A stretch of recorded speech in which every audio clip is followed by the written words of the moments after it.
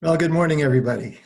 We're going to do a responsive reading, as we often do at the beginning of the service here. And so the message this morning will be from Ezekiel chapter 36, starting in verse 16. That's what we'll be looking at together. And so we'll read that together as our responsive reading.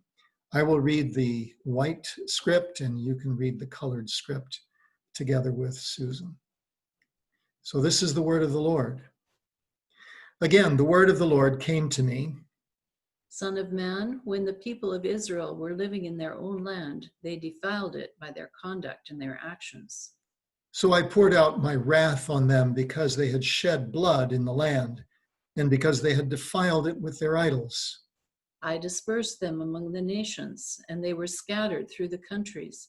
I judged them according to their conduct and their actions. And wherever they went among the nations, they profaned my holy name.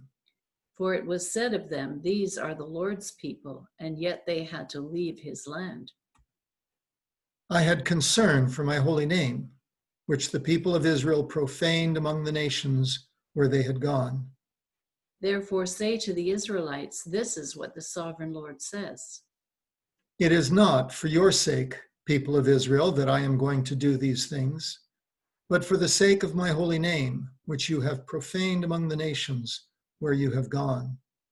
I will show the holiness of my great name, which has been profaned among the nations, the name you have profaned among them.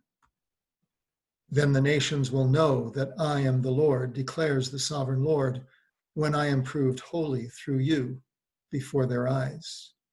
For I will take you out of the nations.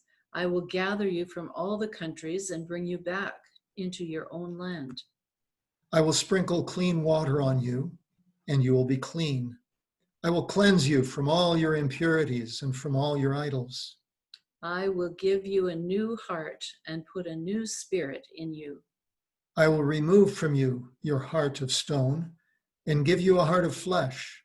And I will put my spirit in you and move you to follow my decrees and be careful to keep my laws. Then you will live in the land I gave your ancestors. You will be my people, and I will be your God. I will save you from all your uncleanness. I will call for the grain and make it plentiful, and will not bring famine upon you.